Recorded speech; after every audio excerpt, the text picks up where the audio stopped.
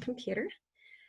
Terrific. We are recording. This is Kathy with Femme Salon, and I am so delighted to be sharing with you one of my favoriteest people on the face of the planet, Leah Weibel. She is a light, and she's a naturopath and stepping into her real genius zone as a medical intuitive.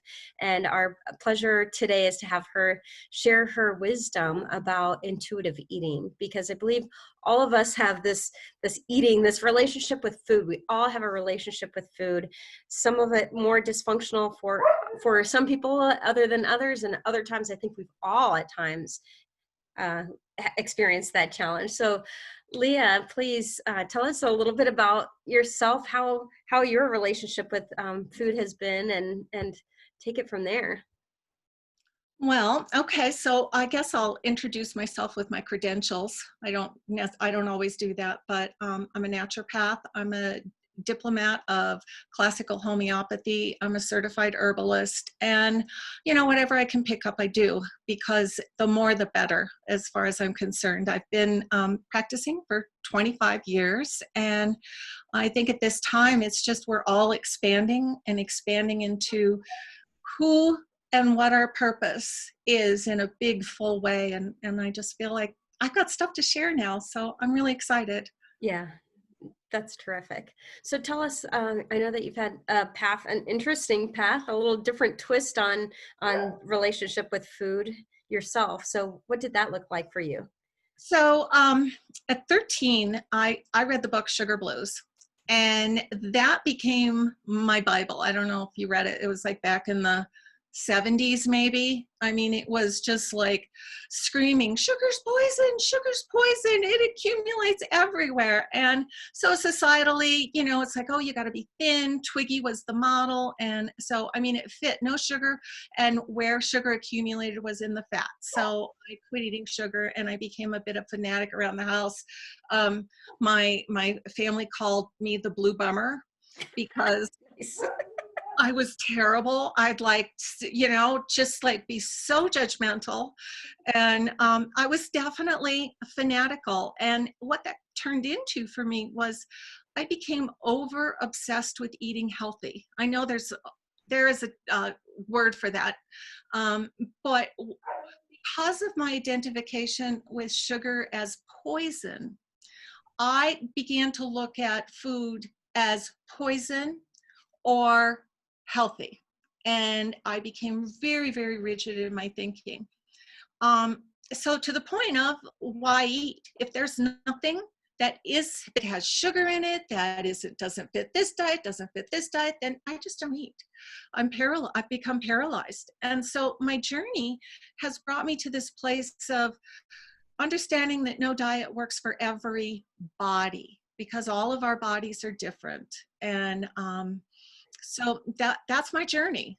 And my journey is to help people to find their own well-being administrator. I heard that on some show. It was on in Denmark. They've opened up the schools, and the little ones were playing tag but touching the shadows instead of each other. And what her position was a well-being administrator. And I thought, I want one of those. I think we all could use one of those. We could all use one. So what if, we did designate a well-being administrator who becomes our intuition, that doesn't scold us, but loves us exactly how we are. Yeah. And I have to first say, I'm sure there's a lot of people who've had relationships that are dysfunctional with food that would envy the one that you had. I'm sure they, lots of girls women that I've worked with are actually the other way, where they, bulimic or the overindulging, purging process, and all of them equally challenging on their own way, and devastating to get through. But to peel away those layers and get to the underlying causes of where we're going with that. So speak to that. Well, I think, we particularly as women, you know, we hear diet and our eyes light up. This is the way. Tell me what to do. I mean, we have gone through, just to list some, we've gone through the South Beach diet, where you cut your carbs, you got lean protein, low fat dairy, and it was kind of a response to Heart Healthy, where fats got taken out of everything, but everything became high sugar because the flavor was gone. Yeah. So then came Mediterranean. Mediterranean's a valuable tool. Does it fit for everybody? No. People who don't live in that type of climate have that access to fish and fresh, you know, in the way that Mediterranean people eat. I don't think it's reasonable to say we're Mediterranean, therefore we should eat Mediterranean. Although it gives you good clues to healthy eating. All of these diets, I mean, they offer you an outline. Right. Here's some principles. And I think what's happened with all of these different diets, I mean, first was Atkins, then healthy Atkins, and that became, you know, the ketogenic, which is very valuable for a lot of people, but is really detrimental to other people because of the amount of protein. Not everybody can handle that amount of protein, and not everybody can handle grains. And how do you know? How do you know who you are in all of these, you know, different places? Yeah. And keto's become such a rage. And like you said, it's incredibly valuable tool. I mean, for really changing, but you've got to do keto specifically and Right.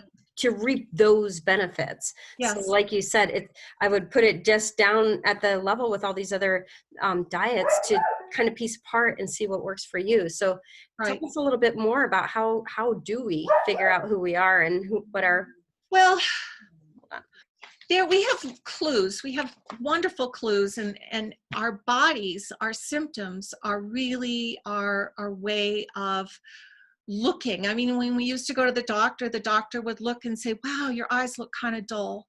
You know, they'd ask you to stick out your tongue. Oh, your tongue looks kind of pale. You know, they would look at your complexion. You know, is it pale? Is it ruddy? Is it all of the things in our body give us clues to who we are. They're what make us wonderful and unique. And we're all snowflakes in that sense. And so the ways that I identify differences are eye color. The eye colors give us really good clues to who we are constitutionally. For example, a blue-eyed person would tend to be more lymphatic, over acidic. They may have more stress in their kidneys. So they would be someone who you would be concerned about doing excess amount of protein and fats. The other eye that you might see is a two-color eye. It's called a biliary with hazel. It's got a little kind of brown and then green. And that eye reflects challenges with your biliary system, gallbladder, liver, pancreas, the bitterness, the ability to break down fats. So that's another clue. Looking at your tongue. Is it red? Is it bright red? If it's bright red, that gives you an idea of internally you're hot. You don't want to add hot things to a hot constitution. You don't want to put chili peppers and ginger in a hot constitution because it'll further inflame. If you were a cooler constitution, you would want to do warming things like ginger. Cool constitutions look like a paler tongue. But there's, combinations. And how do you know? How do you know? So in 1995, a program came about and it was developed for eating disorders. And it's because of this, I think, obsessing with food and finding the answer. Because if food is the problem, the diet is the answer. But what if there wasn't a problem, so you wouldn't have to find an answer? The journey is the answer. So I'm just going to go through some of the principles, and they're really beautiful. Because they're self-honoring again, right? Yes, it is honoring. I mean, and the first rule is reject the word diet. Yeah. Just I mean, it starts with the die, D-I-E. Yes, My yes. whole body, anytime I tried to think I'm to the point where I need a diet, it just goes, no. And it seems like every food on the face of the planet has been judged as bad at some point in time because all the diets are so conflicting. So I'm Exactly. so thrilled that you're going to help us kind of find our way through the maze. And wouldn't it be wonderful? She's inviting us, she's giving us the key to never have to diet again. Or Like, at least use the word, at yeah, least not look for that solution and creating food as a problem. And I think yeah, that's the mindset, is that we label food outside ourselves as a problem. But Maslow's hierarchy of needs, I don't know if you're familiar with yeah, that, but it's like a little step ladder. And the basic need is food. yeah. Then comes the physical, the emotional, Security, the safety, yes, where right? you get care. So it's no wonder that food and emotional needs are tied up together, because they're right there, and we can pop if we don't have food, if we have too much, if we don't get our emotional needs, we go back to the lower step. It's really logical. We have those emotions and memories tied up with food as either being an enemy, a close friend that turns on you in the end, or something. It becomes something that has us rather than we have it. Right. Ooh, juicy. So tell us. Okay, so all right, so the next is to honor your hunger. Mhm. And the best way to do that is because if we don't eat in the morning, if we don't start something in the morning, late morning, our belly doesn't start getting those hormones. It's ghrelin. It's Gherlin. I can't remember how to say it, but it's the hormone that triggers hunger and also tells you you're full.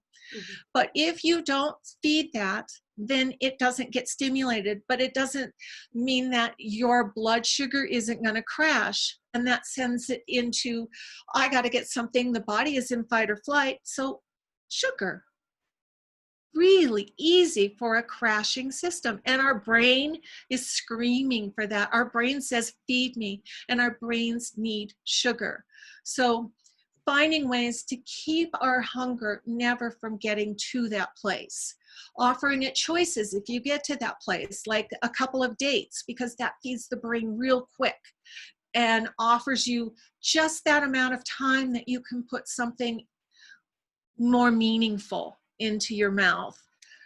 Right. So is there a target time for people to have their first meal in the morning, or do different people have different cadences? I think everybody has their own clock, but I think everybody needs to eat before noon.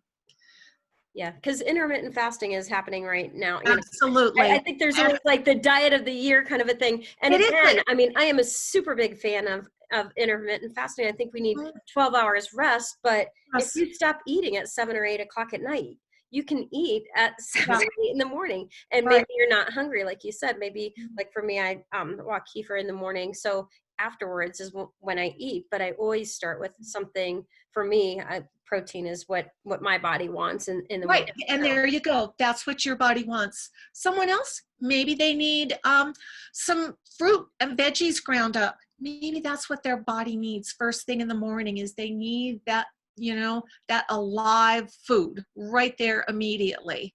And like, we were talking about everybody is different, but I do think it's important to eat before noon. And that sets you up for, first of all, becoming aware of food going into your mouth the first time of the day, having a relationship, welcoming it, using it as, this is feeding my body, my spirit, my soul, and coming to that morning awareness of, thank you. Oh my gosh, as you speak those words, it just sounds like such a sensual, honoring thing for us to do. I mean, the word break fast is, Yes. breaking the fast from the evening. So just think of, I always think of, we used to say grace before we ate all these meals. Like, what if we could combine that with that first meal of the day? Like, Absolutely. we're entering, I'm fueling my body for all the good I'm bringing to the world today. So Yes. I Yes. love that. Exactly. Oh, good. And I think that feeds into making peace with your food. Mm. is that, like I was talking about, I have this love-hate relationship with food. When I eat something that, say, my thing right now is squash soup. Squash soup with sauteed shallots and some carrots and onions and veggie broth, and put in the pressure cooker, and that feeds me. I just go, ah. So Uh-oh. food, and we immediately go to, that's bad. I Right. don't, I feel guilty. I shouldn't do that. But what if we embrace that chocolate cake exactly the same way? We don't have to eat the whole cake, but like you were talking about, the sensual experience of eating is how I think we come to make peace with our food, because it's present moment of awareness of what's in our mouth. How does it make me feel? And maybe you don't notice how you feel until the very end when you're numb. And that's okay too. Yeah. Embrace that. Embrace what is it that needed that hug. If we have to go numb, we understand that our body is crying. Our body is saying that it needs something. So we can look at it and say, I need a different tool. This isn't helping nurture me. And food is nutrition. Nurture, nutrition. It's, it goes kind of hand in hand. Yeah, nourishing. I love it. Good. The other one is, we were talking about satisfaction factor. Truly, I mean, really, if you can make it a full sense thing, eyes, nose, the sizzling of the cooking food, the way it tastes on your tongue. And I mean, we've heard a lot of times the tongue has different parts to it, the sweet, the bitter, well, it's all the same. It's all the same. Some people, however, their sweet overtakes their bitter. And so knowing that I just need sweet, sweet, sweet, and that's all your tongue can taste, it requires a bit of a break.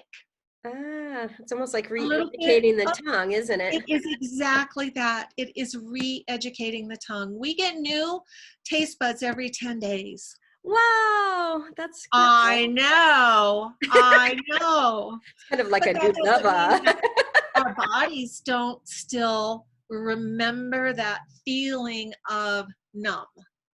Remember that feeling of that taste in your mouth that will make you feel numb. But the awareness of that is huge. And then trying to substitute strawberries and blueberries and kiwi, choosing fruits that have a sweetness to it to retrain your tongue. Mm-hmm. Even becoming acquainted with bitter. And bitter is a some good examples way of bitter flavors. Bitter flavors are like coffee has a bitter, vinegar. Well, vinegar is a little bit bitter, but what else is bitter? Toast, char toast. Honestly, I'm not pulling up bitter. Okay, well, we'll look some up and bring back that. Bitters. There's Angostura bitters, which I often recommend to people that they use after a meal if their stomach feels upset. And you can even buy herb tinctures that are bitters. They're called digestive cordials. And so they have dandelion and milk thistle, things that kind of make you salivate in a different way. You finding clues for me? I'm looking. So bitter foods that are good for you. Bitter melon. Let's see. Dandelion greens. I was thinking about you today because I was out and I saw a dandelion and you said all the pieces of a dandelion are edible. I was like, oh, yes, dandelion would be a great bitter, a really great bitter. Oh, green tea, citrus peel, cranberries, cocoa, coffee. Yeah, and then some melons. So that's interesting. Great. So yeah, we can add those to our diet. Flavors that we don't usually taste. Like another interesting one is umami, which has always confused me. It's like, they've described it as MSG, which I'm like, what? That doesn't make any sense to me. But something like a rich broth, a rich meaty broth, like a miso or a chicken broth, it's that savory flavor that just kind of stays on your tongue, and you can taste it for, a good 30 seconds after you swallow. It just kind of lingers there. Well, So even that's as you another. say it, I think that's got to be one of the most nurturing things is like chicken noodle soup when we're, after we've had a cold. It's that's what our parents would give us when we had a cold. It's like we need to get back to some of those practices because it's actually like the grandmothers kind of knew these things, I think. Exactly. And we used to have so much more of a variety diet. We've gotten lazy. Not lazy. That's the wrong word. That's judgment. We're overemphasizing convenience and speed. So We everything are. And comes. we're eating for necessity rather than for nutrition, rather than for nurturing. Yeah. And it does take more work to do that. But it's one of Maslow's hierarchy, the base. How can we get to our self-actualization if we're not feeding our base? Swing. That's a tweetable right there. All right. So you said sweet and bitter. What are the other sour. Oh, sour. Sour's another really good one. Okay. So lemon and, sour grapefruit and green apples. And what we can do is, even with the green apple, we can switch our sweetness. If your sweetness level, I need a 10 to taste sweet, you can bring it down to a 2 with a green apple by eliminating the super sweet. And, I don't like to use the word eliminate, but if you can do an 80-20 rule where 80% of the time you're not eating white food, you're not eating food that has a long list of ingredients, because that's not really food. Yeah. You have to kind of distinguish. Is it convenient? Yes. Do we want to demonize it? No, absolutely not. Because as soon as we declare it poison, that's what our body receives, is poison. Yeah. But the 80-20 rule, there's no guilt. Because guilt, the other thing I think which is interesting is the things that trigger food and eating issues is what we're experiencing right now in the pandemic. Isolation, anxiety, anger, sadness, loneliness, all of these things are triggers for our emotional well-being. And that's why I'm thinking, we need an administrator. We need an administrator to tell us, hey, you know what you really need is to move. That's the other part of this. Within intuition, there has to be movement, because if you're not moving, you're sitting and you're being sat on. Literally, you're being emotionally sat on sometimes when those emotions come up, the loneliness. Just moving can shift that. It doesn't mean leave that emotion. Say, no, I don't welcome you. We welcome it. We say, hello, loneliness. Let me hear you. Yeah. Rather than saying, I don't want to hear you, and I'm going to eat this bag of cookies, so I don't hear you. But it doesn't mean that the loneliness goes away. Yeah, and then we get to beat ourselves up because we ate the bag of Oreos, and now it's on our hips. So it's so much comes down to the judgment. And like you said, I believe our bodies are miraculous and know exactly what to do with the Oreos when we eat them in the proper mind frame. But if we're doing it with like, I'm being bad, or I'm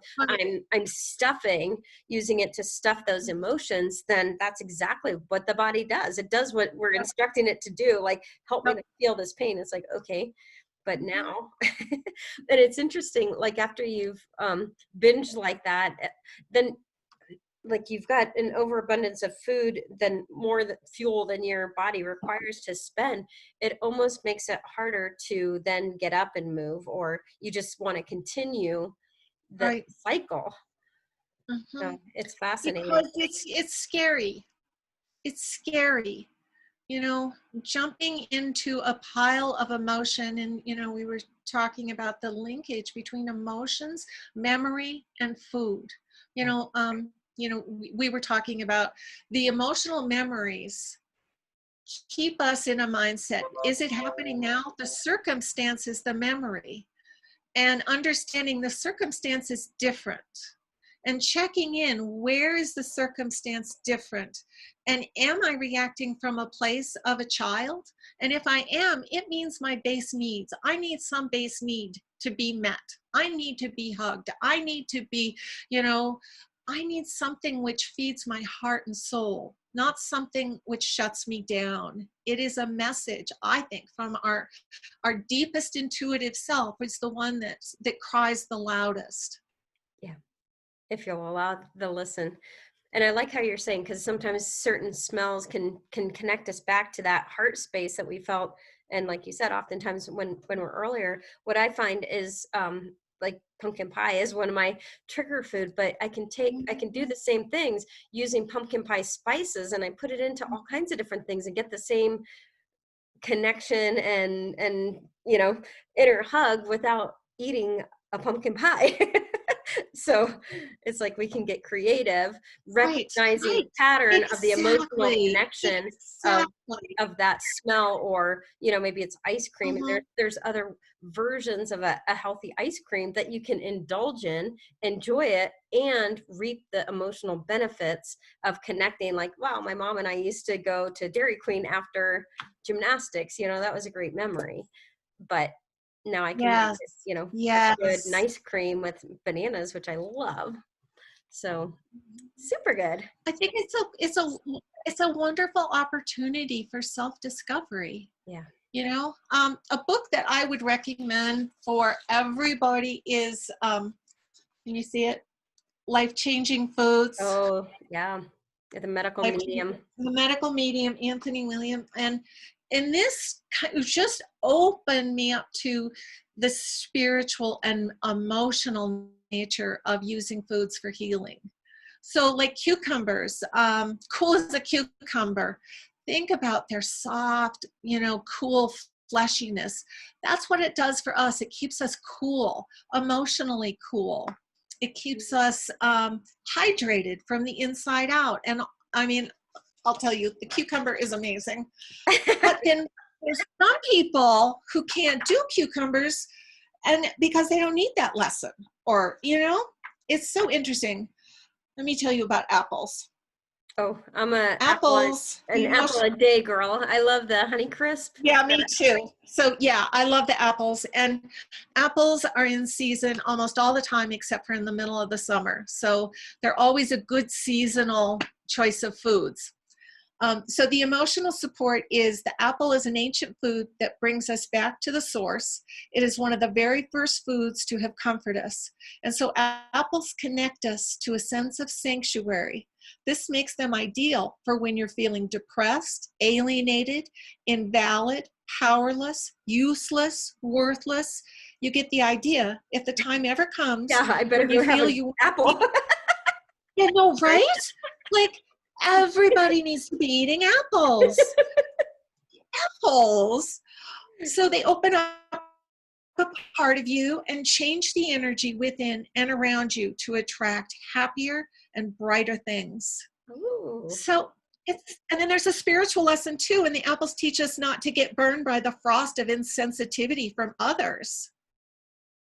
I mean, huge, right? And I think that innately we know we're drawn to something. Our spirit knows the spiritual nature. Our emotion already knows what it needs from that. And so the idea of visual and olfactory are so important in giving us clues to what we need. And the way he uses them, he really uses food therapeutically. So apples, if you need apples, like you can eat 10 in a day. And get what you need. I just think it's beautiful because food is our medicine. It is the one thing that we do sometimes have control over. And maybe control is the wrong word. It is the one thing that makes us all connected. Yeah. It's a beautiful way to say it. Good stuff. Yeah, thank you. I'm very excited. I love that of you. Awesome. So where do we go from this? Well, I guess, I would, I don't know.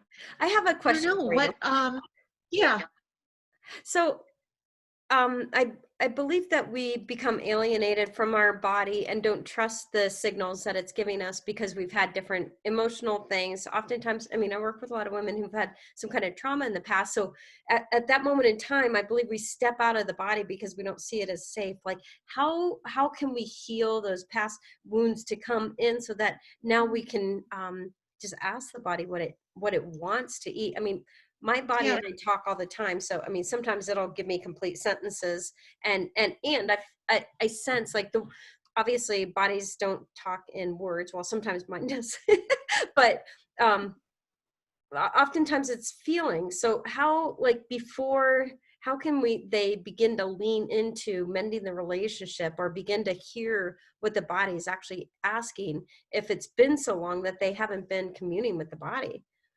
I think that journaling is a great way to set up a communication and look at this as a journey.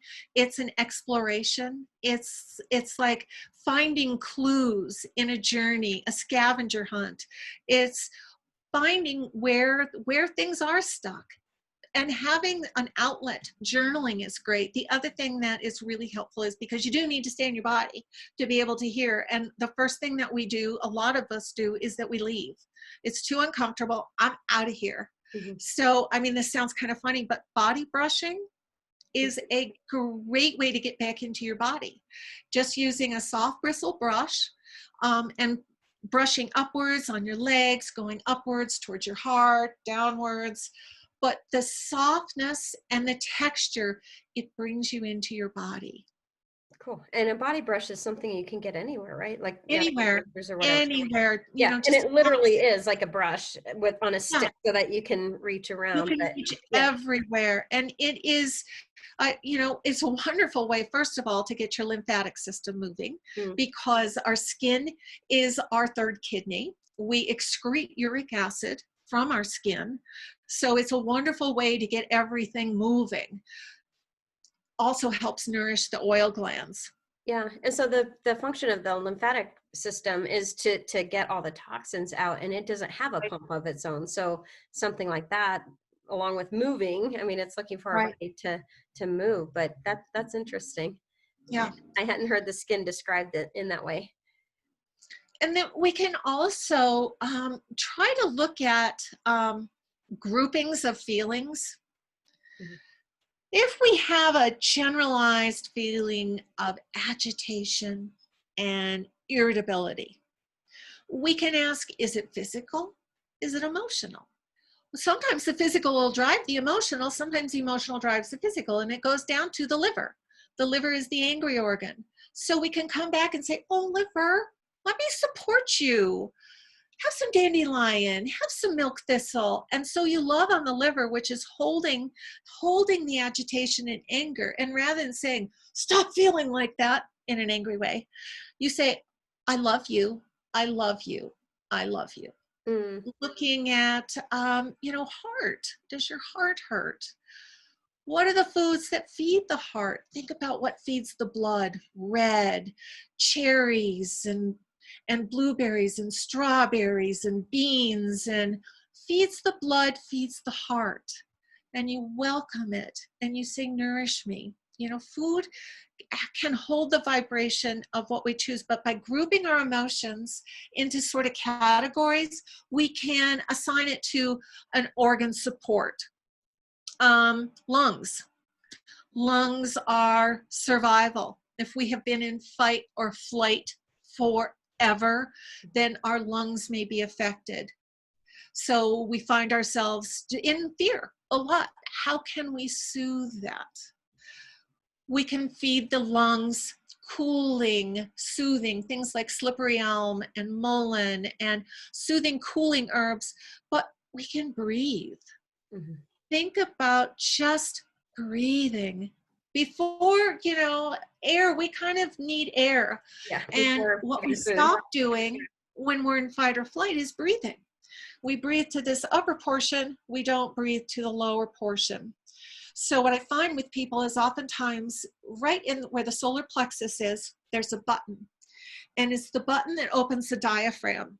And if it's sore, it needs to be rubbed open, literally in a tight circle. And what it does is it releases the diaphragm, the lungs drop in, and you can expand your chest. So there again, you have a, because like right now we're filming this during the pandemic. So like you said, we are all under this monster wave of this anxiety like that. Can you just go up a little bit more and okay, tell us how to that? Does that work? Yep, right there. Okay, so right here, here's pubic bone, there's ribs, solar plexus. Okay. So where you want to rub, and what you want to do is when you don't want to hold your breath, because these are our abdominal muscles that link like this. Okay. So when we take a breath out, rub very, very, very, very hard in a circle until you can't take it. And then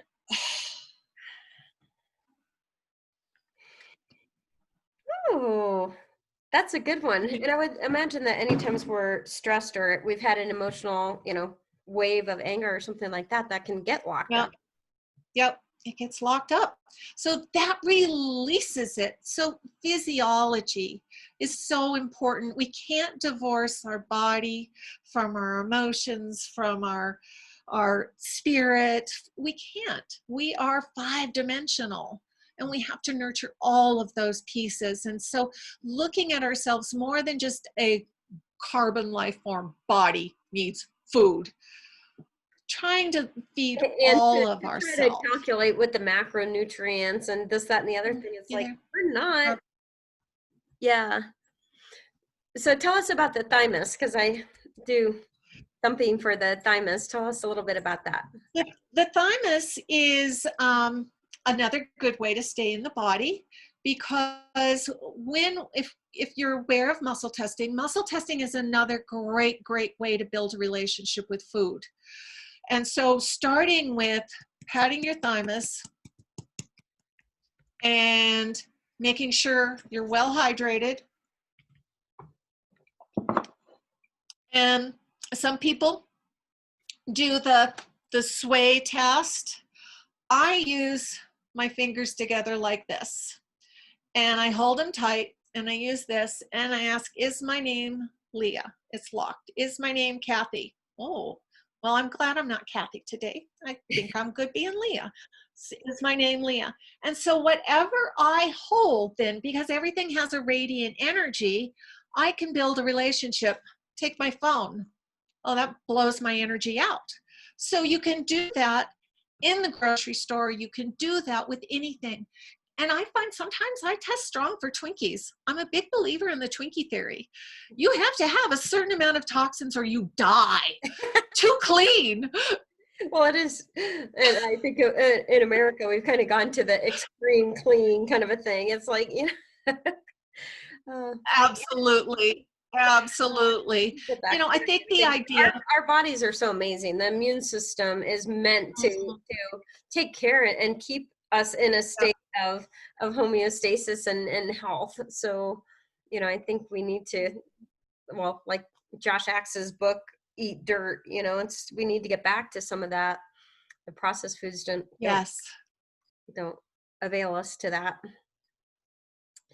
So I think along, with retraining, with slowing down your eating, macrobiotic, all of these diets take a piece of something so meaningful. And macrobiotic, the idea is very much that you take your time with eating, that it is a meditative process, that it's an important part of your day, and they look at foods regionally. Eat what is in your region, eat seasonally. So all of these diets have meaning and value. I think it's the paleo that really focuses on exercise and hard exercise. So people who do benefit from that, that release of pushing hard, then that is a way to keep their body in balance and set up their cravings for something that feeds them, because they're feeding themselves with the type of exercise that makes them feel good. Mm-hmm. Yeah, I'd be one of those that requires a higher level of intensity than a lot of people would enjoy, but I love it. My body loves that. It brings it alive. What's that? Do you find that after you exercise, we froze. Do you find that after you exercise hard that you're drawn to, what are you drawn to? Tell me what you're drawn to after you. Yeah. Healthy foods that I usually want protein, and that might be a mental thing that I read that you're supposed to, have that within 45 minutes, but usually protein and greens. So that for me is my trifecta is I eat a lot of greens and protein and fruits as snacks in between. So I do like grazing. I know other people. Yes. I think that's another one of those fads that we got It is reliant on, is that we've got to eat every 2 hours. It's like, no, the body wasn't designed. And that's the part of honoring your hunger. Yeah. Honor your hunger and stop before you're full, because it's that hormone, that ghrelin, whatever it is. There, ghrelin. I think it's Ghrelin. That doesn't kick in sometimes while you're eating. It doesn't stop until 15 minutes after, and at that point you're uncomfortable. So I think it really is about building relationship, which is what we're doing with ourselves every day in every way, is we're trying to build a better relationship with ourselves. Yeah. That, and the other day you mentioned some of the things, if we're commonly reaching for chocolate or other foods, we might actually have a nutrient deficiency. So I know chocolate is magnesium, which so many people are. I mean, talk about some of the common nutrient deficiencies. So beer, cravings for beer. I was gonna say beer's a nutrient deficiency. Yes. Well, people crave beer, and it is a zinc deficiency. Zinc, awesomeness. Zinc deficiency. People who can't tolerate citrus, for example, they have a B vitamin deficiency. So we, our bodies are always trying to find the best possible solutions. The other thing to pay attention to is color. Even if you're drawn to an artificial color, what is that color telling you? What is the color telling you in your brain? What is that trigger for you? Like bomb pops. Blue foods are hard. I guess you could put blueberries in there. Awesome. So beer, that's a good one. But that, so there's other health fads, let's say, like people go and get it's waning right now, but when they were getting the vitamin B shots, and they're doing that at workplaces and giving everybody B shots to have more energy. I'm like, I don't understand sometimes. Well, that came about back in, I don't know, maybe it was the 50s. They gave women B12 shots postpartum, and it lifted depression. B12, they say, is one that can be absorbed sublingually, but through the fat is the best way. But the only people who need that are people who have intrinsic factor, which is an iron binding problem. They don't bind because they have a problem with the B12. So the only way that they can get B12 is through injection. Otherwise, they're anemic. But I mean, we can absolutely overdo vitamins. Mostly we just pee them out, but our skin and our our tongue will tell us when things are right or not. If you're eating, your tongue starts out nice and cool looking, and you have a ginger beer, and you look at your tongue and it's bright red, your tongue is saying, this isn't working for me. So paying attention to all of these types of clues. And I will put in, for our girls, I'll put in pictures of the tongue, pictures of the eyes, so that everyone can look at their eyes and go, huh, this is a good clue for me. Well, tell us a little bit more, because I don't think a lot of people have been exposed to iridology before. And to me, it's so fascinating. So she could take a picture of your eye and tell you based on the stripe. Oh, that was actually pretty good. Yeah, no kidding. That was really good. You have green eyes. And they're kind of, yeah, hazily. So I got those multi-dimensional things going on. But tell us a little bit more about iridology. So, I just think it's iridology, similar to reflexology. You'll be able to see organs, or I guess you won't see them, but they're reflected in the eyes. So all of the organs throughout the body, and it sets up in the eye in a clock fashion. So the top is the head, 6 o'clock is the bottom of the body, leg, outside is the skin, and the very next to the pupil is the stomach area. Most people, you can see there's like a little gray, or some people have white right next to their pupil. That gives you an idea of what's happening in your digestion.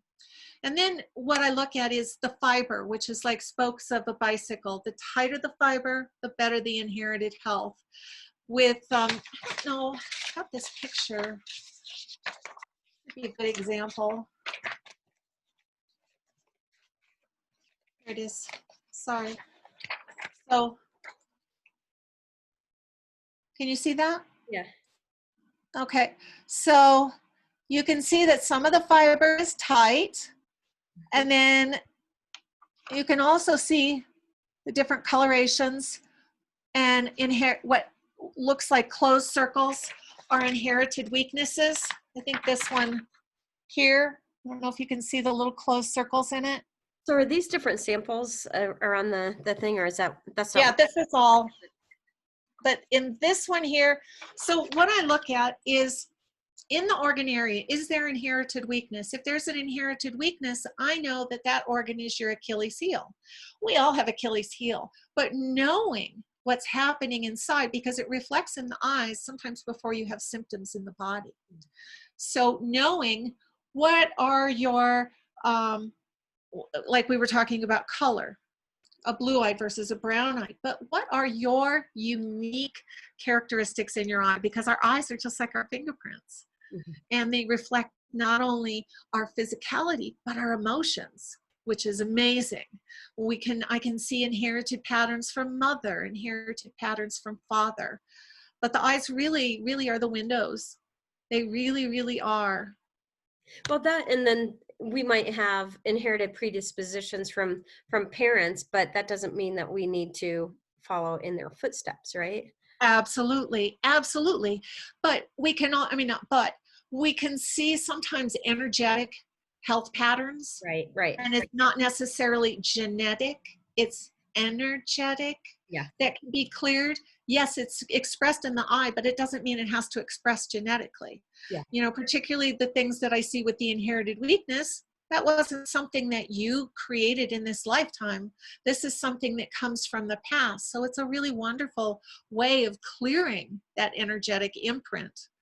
So when we talk about preventative health, to some extent, like this is preventing, even before anything like any kind of symptom, the body's giving us symptoms or signals of imbalance. She's actually able to go take a picture of the eye and find almost like the irregular, the energies that just aren't pointing towards balance there, and then support it with, like, say somebody's got an underperforming liver or their digestion is weak. She's able to go in and give herbs long before it actually is anything extreme like IBS or all these other things that can happen in the digestive tract. But it's fascinating. And I hope my dream would be sometimes, we talk about us as alternative health practitioners, and I would like this to be the absolute first place that people turn when they rather than the last. Yeah. Mm-hmm. So exactly. good. But we'll take whatever we can. Any opening is an opening. Yeah. Right? Yes, that's true. Any opening is an opening. Awesomeness. Well, great. We are going to share. some of the pictures and charts for La Femme Salon, and how would people get a hold of you if they wanted to maybe make an appointment for themselves? Can I give my phone number? Of course. Okay. Phone number is 303-710-9032. And I'm here. I'm ready to work. You're ready for it. I'm so ready to work. I've got to figure out how to do the eyes online. I just have to. Yeah, and we can get beyond that. That's the next step. I just have to say one more thing about Leah. So we've done some wellness events together, and I just love speaking to people after they've gone up to her table, because they'll be like, I just walked up to her and she told me I had a zinc deficiency and that I should eat. What would you eat for zinc? Oh gosh, trace minerals. I don't know. Yeah. One more question I know that people will have is about taking supplements. Do they need to take a general multivitamin supplement? I personally think we can get it all from food, but I think we can get a lot from food. I really do. I do believe that food is our best medicine, but because we're snowflakes, we may have issues digestively. We don't digest fats particularly well, so maybe we need to take an enzyme so that we do. Things like that, to support what we do need if we're not able to absorb. Yeah, and that's what you'll help them to do, is help them, in that consultation with looking at the eye, which can drive the conversation with the body of what needs support. And for now, it might be a temporary thing. It might be a circumstance we're passing through right now, but once the body achieves balance again, you may not need it for long. And it might be dandelion. It might be yeah. I'm really into dandelion right now. Yeah. And I love that you work both with the physical and the emotional thing. So a homeopathic remedy might look like something that's helping peel off layers of grief. With the lung, you're also doing your little rubbing. So it's kind of a multi-dimensional kind of healing that you'll experience if you work with Leah. So anyways, thank you for sharing your gift. I adore Kathy. And I adore you too. Big hug. Big hug. Awesome. All right. Okay. Thank you. I'm going to end